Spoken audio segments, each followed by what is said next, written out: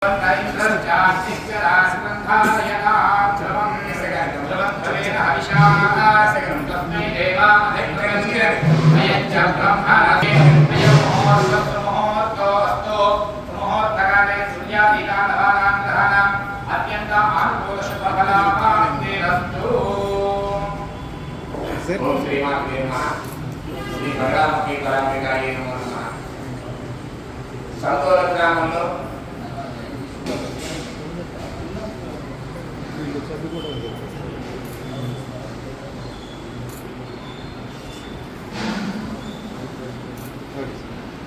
గ్రామంలో ప్రముఖ దేవాలయాలు ఉన్నాయి.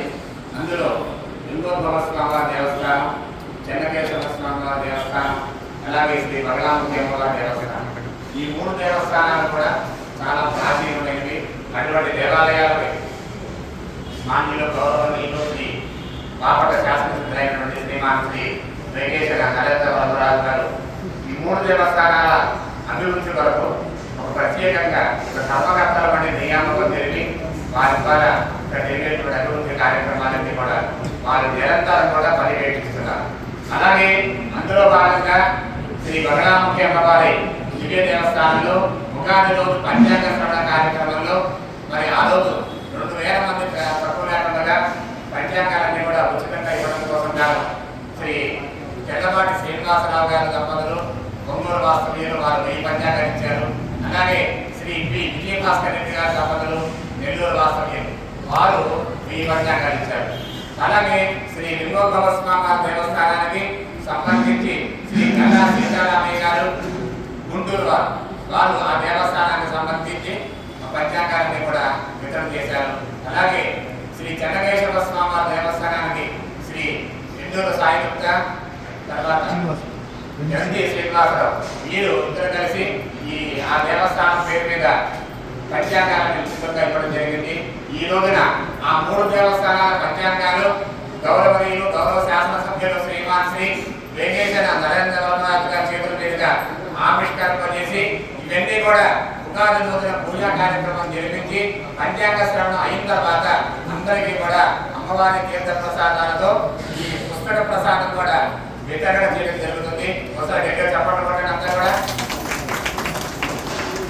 మరి ఈ సందర్భంగా మరి గౌరవ శాసనసభ్యుల వారిని తమ యొక్క అభిప్రాయాన్ని చెప్పవలసిందిగా ప్రార్థిస్తున్నాం.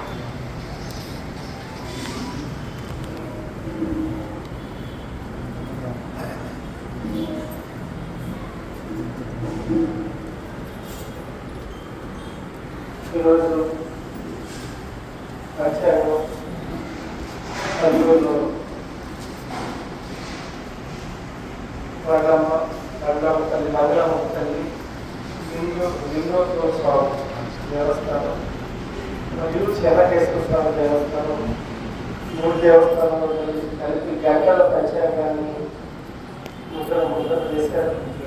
అది రేపు 19వ తారీఖు జరిగే పంచాంగ శ్రవణంలో ఉగాది రోజున చాలా మంది భక్తులకి పంచాంగాన్ని ఉచితంగా ప్రసాదం అందిస్తారు.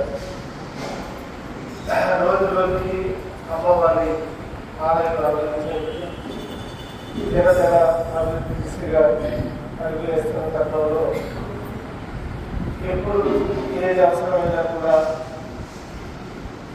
ముందు నడిపించే యువ గారు కానివ్వండి, ఈ టీం అందరికి కూడా నేను అభినందనలు తెలియజేస్తున్నా. అలాగే లాయర్లు, జడ్జిలు, పొలిటికల్ లాయర్లతో సహా ఈ ప్రాంతంలో అమ్మవారు భక్తులు చాలా విశేషంగా కొంగు బంగారం అడిగిన వెంటనే కోర్టులు తీర్చే విధంగా ఎంతో ప్రతిష్ట కలిగిన అమ్మవారు మన ప్రాంతంలో ఉండటం అనేది చాలా మంచి శుభ సూచకంగా నేను భావిస్తున్నా. రాబోయే రోజుల్లో కూడా ఇంకా అందరూ కష్టపడి మన అమ్మవారిని ఇంకా 10 మందికి చేసే విధంగా భక్తులకి ఏ రోజు రానికుండా చూసే విధంగా ముందుకెళ్ళాలని కోరుకుంటూ రాబోయే ఉగాది సందర్భంగా అందరికీ అభినందనలు, శుభాకాంక్షలు తెలియజేస్తాను. సంతోషం అండి. మీ అందరికీ కూడా సందర్భంగా విశేషం చెప్పాలి. ఎందుకంటే ఆ అమ్మవారి పాదాల చెంత పూర్వం మరి ఎమ్మెల్యే గారు తెలియకుండానే వారి కుటుంబీకులు వెలిగేసిన వారే ఒక అభివృద్ధి కార్యక్రమానికి శ్రీకారం చుట్టారు. అది 30 సంవత్సరాల పూర్వం. అది ఈ కాలానికి అనుగుణంగా లేకపోవడం కొంచెం భిన్నం కావడం జరిగింది. అటువంటి స్థానంలో మళ్ళీ మరి వారికి ఎందుకు ఆలోచన వచ్చిందో తెలియదు, కానీ తెలియకుండా ఇలాగే పూజా కార్యక్రమానికి వచ్చి నాకు నా వైపు కాంట్రిబ్యూషన్ చెప్పండి అన్నారు. మరి చాలా భారీ ఖర్చుతో కూడిన విషయం చెప్పగానే ఎంత అవుతుంది అన్నారు. సుమారుగా 7 లక్షలు 10 లక్షలు అవుతుందని చెప్పాం. దాని దేవుడు తప్పకుండా మీరు ఏర్పాటు చేయమన్నారు. మరి వారు ఇచ్చినటువంటి సంకల్పంతో అమ్మవారి పాదాల చెంత అపురూపమైనటువంటి ఒక పద్మపీఠము, అలాగే పంచలోహాలతో నిర్మితం కాబోయేటువంటి నూతన వ్యాఖ్య అంటే సింహాలంటాం మనం. పూర్వకాలం సింహం అన్నారు వాటిని. పూర్వకాలం ఉండేటువంటి శిల్ప సాంప్రదాయంలో వ్యాధి అంటారు. అటువంటి రూపంతో కూడినటువంటి పంచలోహాలతో నిర్మితమైన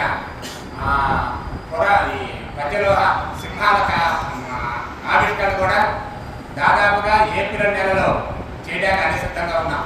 ఎందుకంటే ఏప్రిల్ నెలాఖరు నుంచి 5 రోజుల పాటు అమ్మవారి యొక్క వార్షిక తిరునాళ మహోత్సవ కార్యక్రమం జరుగుతుంది.